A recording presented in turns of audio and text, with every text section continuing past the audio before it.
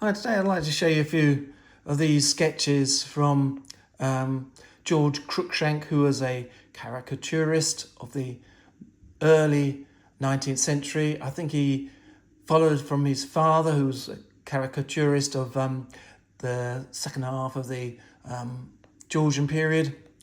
But this one is 1834, so it is in the period of William the Fourth, I believe it is. So he came just before Victoria, who came to the throne in 1837. So it was just before the Victorian period. So it was the late, or I would call Georgian, or maybe even Regency period. And I find with these caricaturists, they are very modern looking.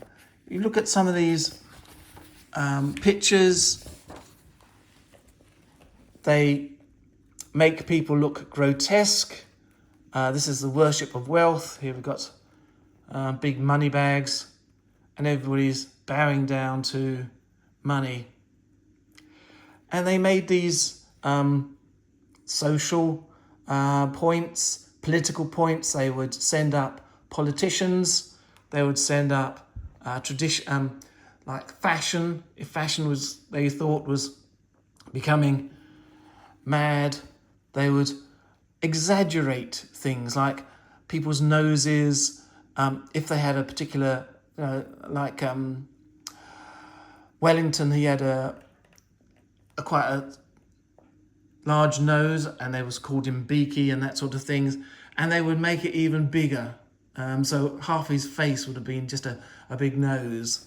And so they would make things extreme, and especially with fashion as well. These are the fashions of the day. So in the early 19th century, you would have had that, the women especially would have had a Greek look.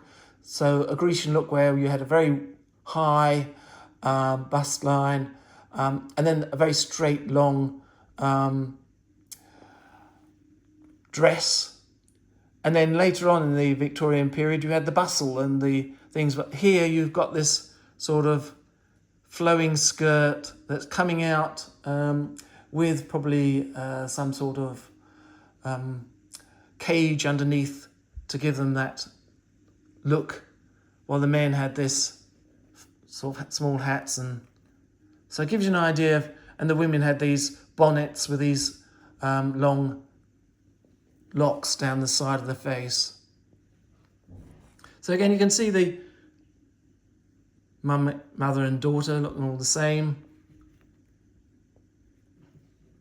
But this shows you the characters that they had, which is very similar to sort of things like you would get in Spitting Image today, and other people who caricature the social norms. Because they would take them and then go to the extreme. So I'll show you a few of these and see.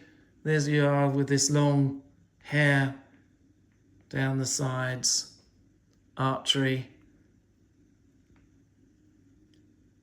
There's a heart, because archery has always been associated with Cupid and his bow piercing the arrows. And you've got these sort of fluffy little hats. So you know that sort of 1830s, 1840s. And these faces are quite grotesque in a way. And he shows them with these big sort of drinking noses. These hats. You're starting to get this hat coming up.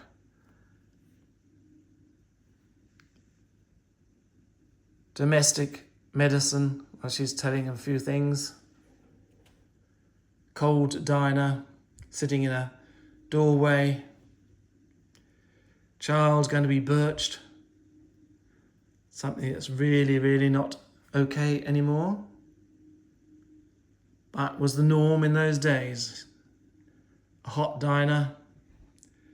And you've got these sketches of, there he is in his father's clothes, sketches of people of the day. So you get an idea of what people were looked like. Again, you've got these bonnets and these dresses. These are more lower class, where they're not having so much of the cage underneath. They just have a skirt rather than a cage.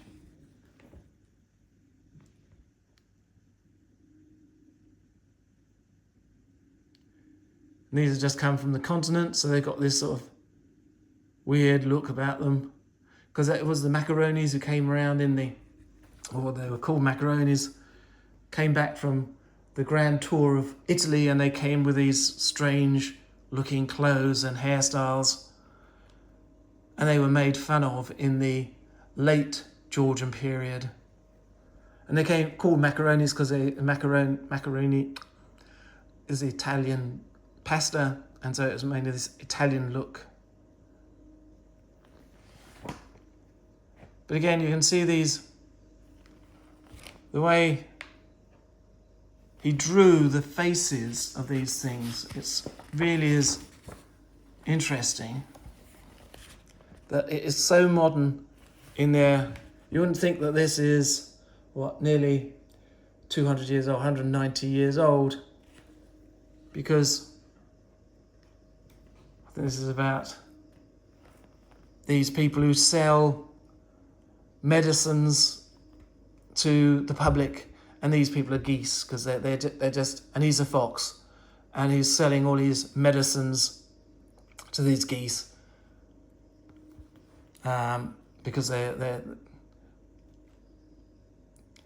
gullible, and they're taking all this thing all these cure-alls that will make you, just pay me some money, I'll give you a bottle of this medicine, and you'll be cured. So he's making fun of these people. Here we got, again, you got these looks. They're so amazing how we can get these. And you can see the feeling of Dickens, that sort of feel about them. And I'm sure Dickens was influenced. This is the pillars of the gin shop, because gin was nowadays it's quite an expensive liqueur, but in those days it would have been quite cheap.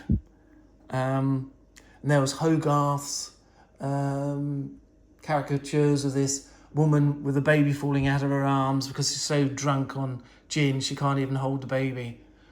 And so for this period between sort of 1750s up to this period, gin was cheap, and it was called Mother's Ruin because it ruined many mothers. But you can see the little boy there, the look of sort of despair, and the girl crying, and there's the devil laughing because the mother and father are completely drunk, and I think that is some sort of still, like a gin still in the background. Here we got some more portrait of an odd fellow, two noses.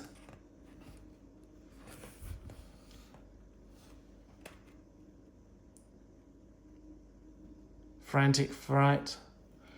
And this one we're poking the sergeant up the bottom with his bayonet to get him up the ladder to fight.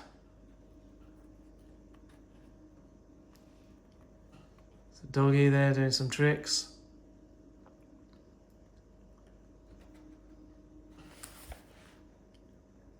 Portrait of a gentleman framed and glassed. And an omnibus. In those days, this would have been the mode of transport.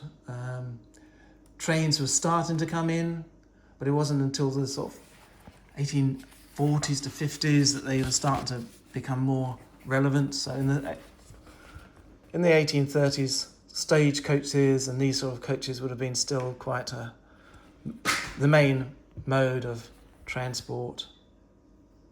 And again, you can see the way he's done the tomb of Napoleon.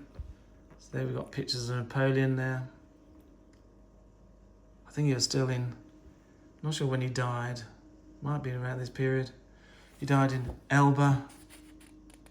No, not Elba, sorry. St. It was in the middle of the Atlantic. The name of it escapes me at the moment. St. Helena, that's it, St. Helena. That's where Napoleon was. Cheltenham, these are the sort of places where people would go for things like bathing, drinking waters at places was a big thing in those days. So you went to Cheltenham, you went to Buxton, where the water was supposed to be very good for you.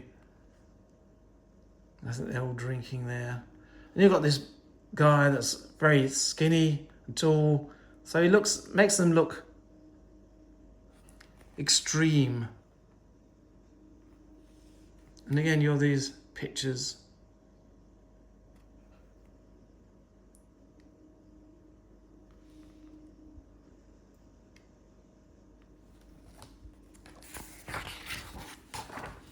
Be interesting to see how AI makes these look now that they can do these sort of things. The morning parade again, it was a big thing to go out and be seen. This is a spa, so they'd have been drinking the waters. So it had been a place to go and be seen and to see. So you go to Vauxhall Gardens, that was a big thing in the Georgian period, where people would walk around, greet each other, and you would see people and get introduced to people that you wouldn't have known otherwise. Just do one more picture. Got a few more to do, but I'll see if people still want this. If you do like this one, please give it a like or a thumbs up or a comment, and that does give me an idea that you want to see this. So this is about the weather and rain and umbrellas. St. Swithin's. Now, St. Swithin's Day was supposed to be the day, if it's rained on St. Swithin's, it's supposed to rain for the next 30 days. That was an old saying. Everybody's got their umbrellas up.